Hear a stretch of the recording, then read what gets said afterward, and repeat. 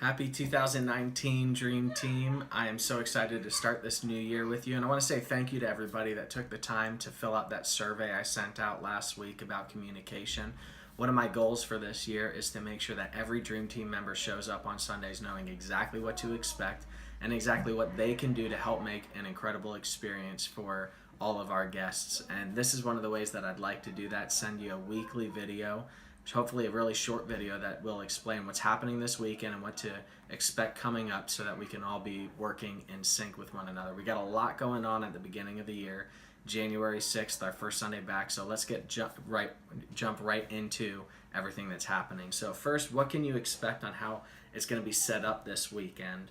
Well, we got baptism this weekend, which is really exciting. That's going to be set up in the middle of the foyer, right in front of that center screen, which means that our coffee table can't be set up there. So we're going to move that over closer to the guest services closet. It might not be right under that screen there, but it'll be close to it. And then our growth track step 1 is going to be set up in the multi-purpose room with probably 5 tables, because we already have 30 people signed up for our 11:15 growth track step 1 experience. And then in the sliding glass room, we're going to have set up for group leader training the entire month of January. So we won't even have to touch it once we set it up. It's going to be set up for group leader training all month. And our optional seating can't be in those spaces, so it's going to be on the far side of the foyer. We'll have our regular seating set up in front of that screen, and we'll have some stacks of chairs that we could set up if a lot of people want to sit there inside that closet right there. And thankfully the weather looks nice enough. We're going to have our first time guest tent set up outside. And what that means also is we're going to want to make sure we have enough greeters out there to make it a welcoming experience outside before people even get in through the doors. Here's a couple special things happening this weekend. First, to kick off 2019, we're going to do sort of a special celebration element during our first song of worship, and we're going to have like a hype team up on the platform. They're going to do some streamer rockets, so we're going to have to clean that up quickly between services. In case we need it, I'm going to have our leaf blower that we use for at the movies outside of the auditorium so we can get to it quickly, and then we're going to have brooms and dustpans so we can clean that up really quickly. And then this Sunday we also have some new carts for all the new chairs that we got, those black folding chairs.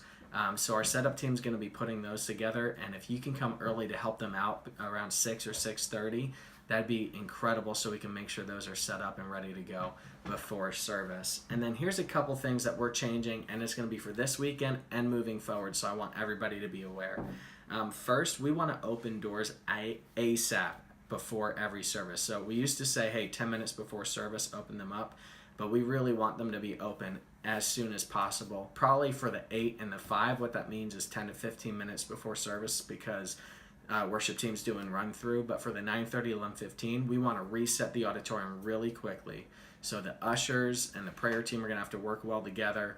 And the greeters that are in the light locks, we want to reset as quickly as possible so that we can open the doors even 20, 25, 30 minutes before service if possible, so that we can clear out the foyer, because this is going to help our Kids Point turn over services a whole lot quicker. So we want to help Kids Point in that way. And then another major change that we're making is after service, every single service, we're not going to close just by Pastor Sean closing.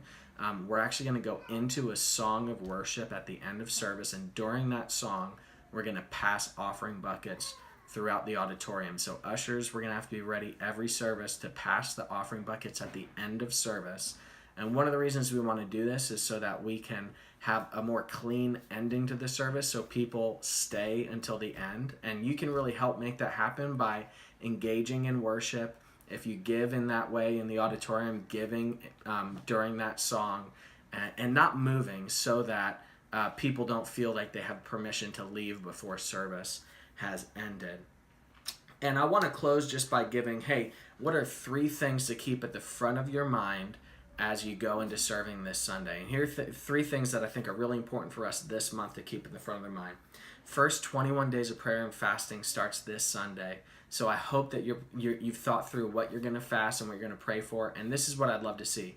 100% of our dream teamers to show up at least once, twice, 3 times during those 21 days. You could probably do at least Saturday. Maybe you can't do during the week, but show up and engage in prayer and fasting. 2, Group Connect is January 27th. The last Sunday of January is Group Connect. If you're not in a small group yet, I hope that you are thinking through how you could get in a small group.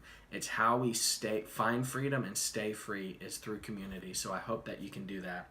Finally, this is a great time to talk about Growth Track. In January, everybody wants to start making changes to make their life better. So make sure you talk with people about Growth Track this weekend. Love you all. Can't wait to serve with you this Sunday. Hope you have a great weekend. Bye.